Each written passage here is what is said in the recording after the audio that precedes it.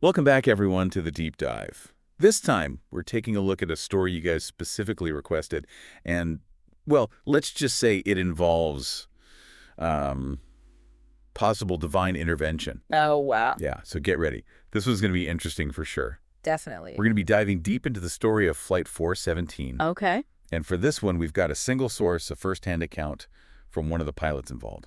Fascinating. It really makes you think about how we make sense of these extraordinary events, especially when we've only got one perspective to go on. Exactly. All right, so picture this.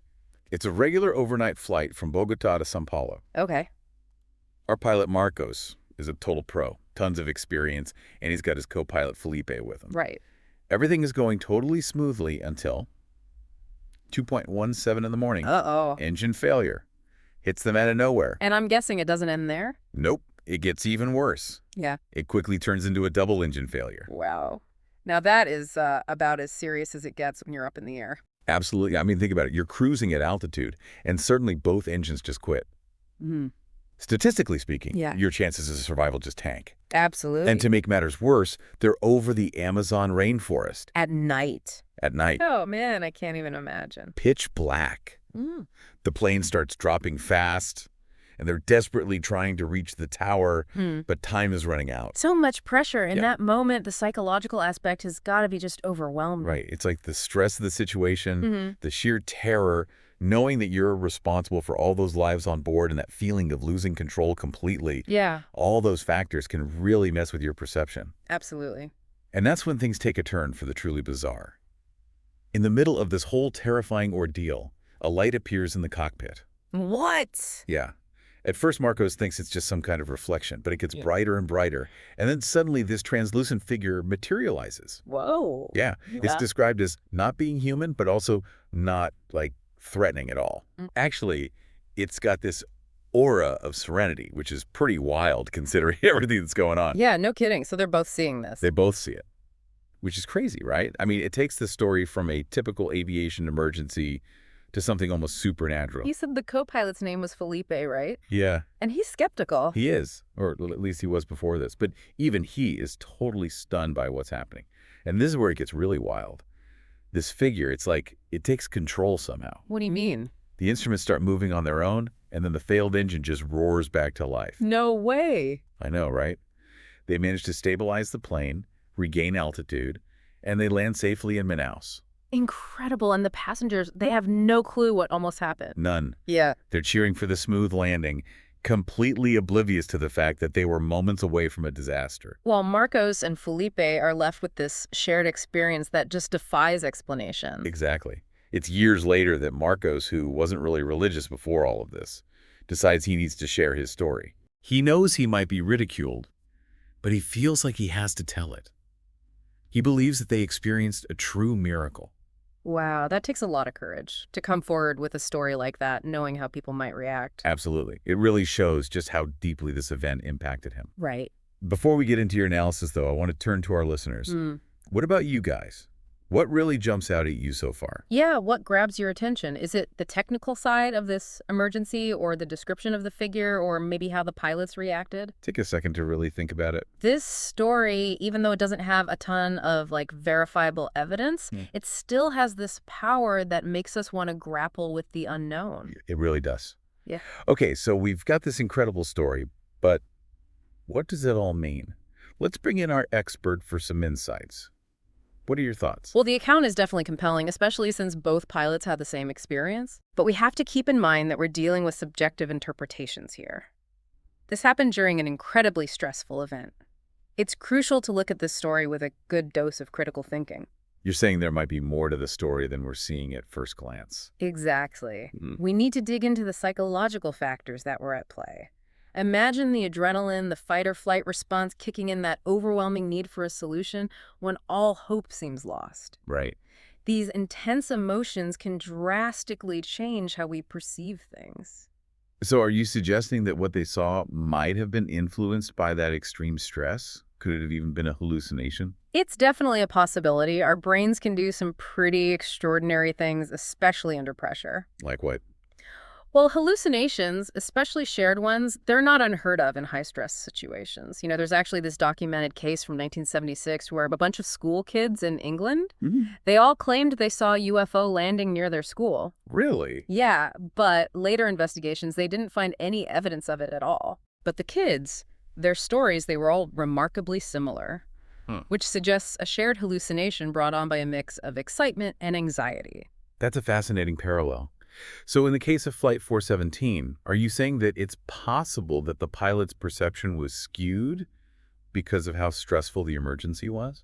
It's definitely a possibility. The human mind, especially when you're facing a life or death situation, can create these incredibly vivid and seemingly real experiences. So even though their experience felt totally real to them, it doesn't necessarily mean that it was an objective truth. Exactly. We have to be careful not to mix up subjective experience with objective reality. What Marcos and Felipe went through was undoubtedly real for them. But that doesn't automatically make it a verifiable external event. That's a really important point. It raises the question of what even counts as evidence in cases like this. Yeah. I mean, we have their testimony, which is powerful, but is that enough to definitively say that something truly extraordinary happened? That's where things get tricky. In science, we rely on objective, verifiable evidence. And in this case, we don't have any recordings, radar data, or witnesses to back up their story. So if we're being objective, we have to admit that there's a gap between their personal experience and what we can actually prove scientifically. Precisely. And that gap, that's where the mystery lies. It's a reminder that sometimes the most compelling stories are the ones that resist easy categorization and leave us with more questions than answers. It really is. Hmm. That's what makes this deep dive so fascinating. It forces us to confront the limits of what we know, the blurry lines between what's real and what we can't explain. It's a reminder that there are still mysteries out there that science might not have all the answers to. Exactly. And it's these mysteries that fuel our curiosity and push us to keep exploring, keep asking questions, and keep searching for answers. It really does. It's interesting because even though we're looking at this from a critical perspective, a part of me still kind of wants to believe that something amazing happened up there. I get it. I think it's the way Marcos tells the story, the conviction in his voice. You can't help but be moved by it. Yeah, and I think that's part of what draws us to stories like this. They tap into that part of us that wants to believe in something beyond the everyday, something that suggests there might be more to reality than we can actually see or measure. For sure. Yeah.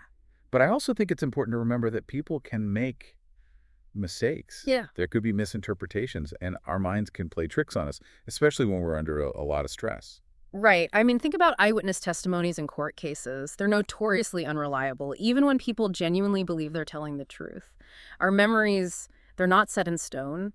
They can be influenced by so many things: stress, suggestion, even just time passing. So you're saying that even though both pilots shared this experience, it's possible that their memories of what happened have changed over time. It's definitely possible. And without any other evidence, it's really hard to separate what actually happened from what they think happened for this deception versus reality. But what about Margot's changing so much? He wasn't religious before, but now he believes they experienced a miracle. That's a pretty big shift. It is, and it shows how powerful near-death experiences can be.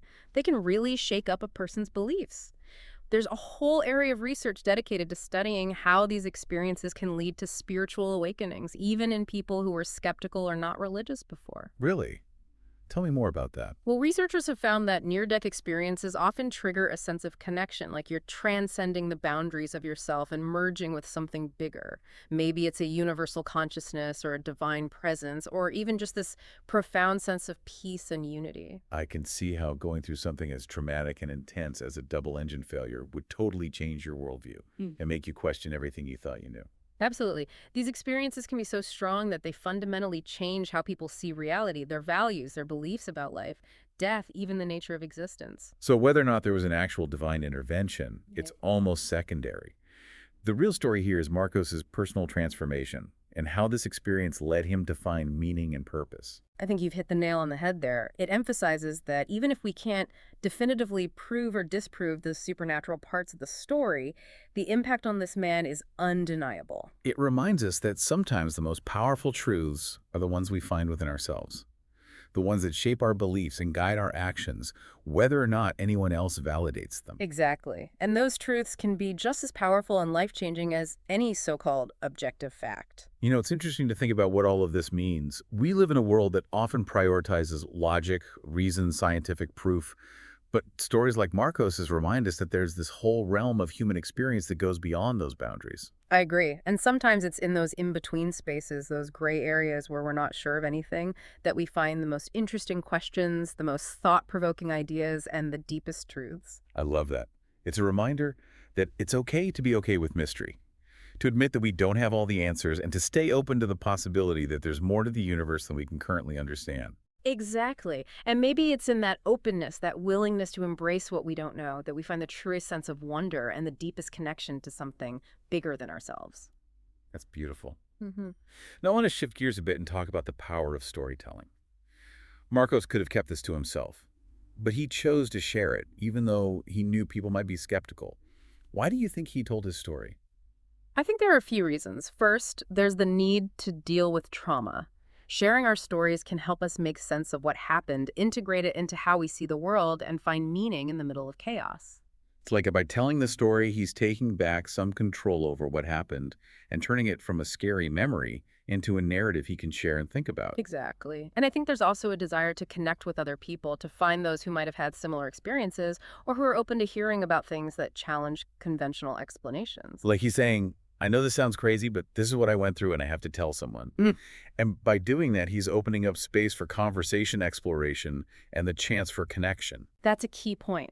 Because even if some people don't believe him, there will be others who do, who find it interesting or who admire his courage to talk about something so personal and controversial. Absolutely. Yeah. I think there's one more thing, the power of stories themselves. Humans, we're storytellers. We understand the world through stories. They help us connect, share our experiences, pass down knowledge and wisdom from generation to generation. Totally agree. Stories have this incredible ability to get us emotionally involved, capture our imagination, and communicate complex ideas in a way that truly resonates with us. They can take us to different worlds, introduce us to new perspectives, and challenge what we think we know about reality. And in a way, Marcos's story goes beyond what specifically happened to him. It becomes this parable about the mysteries of the universe, the limits of what we know, and the never-ending human search for meaning. I love how you put that. It's a story that encourages us to embrace the unknown, to question what we believe, and to stay open to the possibility that there's more to the world than we can see or understand right now. And that's a powerful message, whether we believe in miracles or not. It's a reminder that the universe is vast and complex, and that what we know about it is always changing. Absolutely. It's a call for humility, for curiosity, and for always seeking knowledge and understanding. Okay, so we've covered the psychology of perception, the nature of evidence, and the implications of encountering the unknown. But there's one more thing I think we need to talk about. What's that? The ethics of sharing stories like this. Marcos chose to go public with his experience, even though he knew it could open him up to criticism and ridicule. Do you think there's a responsibility to think about the potential consequences when you share these extraordinary claims? That's a great question, and one that we need to consider carefully. I think it's important to find a balance between respecting individual experiences and acknowledging the potential for misinformation or harm. Can you explain that a bit more? What are some of the ethical things we should be aware of? For one thing, we need to avoid sensationalizing or exploiting these stories. We have to treat them with respect, recognizing that they often involve deeply personal and sometimes traumatic experiences. We shouldn't turn these accounts into clickbait or use them to push a specific agenda. Exactly. It's about creating respectful dialogue, encouraging critical thinking, and recognizing that there are different ways to see these things. And I think it's also important not to present these stories as absolute proof of the supernatural or to make claims that can't be backed up. Absolutely. We need to acknowledge that personal experience has its limits and encourage people to approach these stories with a healthy dose of skepticism. So it's not about shutting down the conversation or dismissing these stories completely. It's about engaging with them thoughtfully, responsibly, and with an understanding of how they can impact individuals and society as a whole. You said that perfectly. It's about creating a culture of respectful inquiry where we can explore these fascinating and often difficult topics without resorting to dogma or trying to make spectacle of them. Now, I want to bring our listeners back into the conversation. We've explored this amazing story from different angles, but at the end of the day, the interpretation is up to you. What do you think happened on that flight? Was it a divine intervention, A shared hallucination, a strange coincidence, or something else entirely? There's no single right answer here. This isn't a test. It's an opportunity to engage with the mystery, weigh the evidence, consider the different perspectives, and come to your own conclusions. And it's perfectly okay to embrace the ambiguity, to accept that we might never know for sure what really happened on that flight. Sometimes the most enriching experiences are the ones that leave us with questions that make us keep exploring, keep learning, and keep thinking about the mysteries of the universe. Exactly. It's not about finding a definite answer. It's about going on a journey of intellectual and spiritual exploration. Absolutely. And it's that kind of thinking that brings us to the deep dive. So as we wrap up our look at Flight 417, let's touch on one more thing. The ripple effect this story creates. Whether we believe in miracles or not, this account gets people talking about those things that we can't easily explain. Definitely. It challenges us to really think about what we believe, about what's possible, what's real, and what might be out there beyond what we understand right now. Exactly. And it's a reminder that even in this world that often feels so focused on scientific explanations and technology, there's still space for wonder mystery and the idea that we don't have all the answers. I think that's really important. Embracing that uncertainty, that feeling of awe when we encounter the unknown. That's what keeps us curious, keeps us exploring, and keeps us open to new possibilities. And sometimes those possibilities make us question what we think we know, re-examine our beliefs, and change how we understand the world in some pretty profound ways. Exactly. It's like that saying, the more you learn, the more you realize you don't know. So true. I think that's a great place to wrap things up. This story, whether we see it as a miracle, a hallucination, or something else entirely, ultimately reminds us that the universe is vast and mysterious, and what we know about it is always changing. It's an invitation to keep asking questions, keep searching, and keep pushing the boundaries of what we think we know. I love that. So to our listeners, we'll leave you with this final thought. What mysteries have you come across in your own lives? What experiences have challenged your understanding of the world? And how have those experiences shaped your beliefs and your sense of wonder? We encourage you to think about those questions, keep the conversation going, and never lose that curiosity that drives us to explore the unknown. Thanks for joining us on this deep dive into the mystery of Flight 417. Until next time, keep seeking, keep questioning, and keep wondering,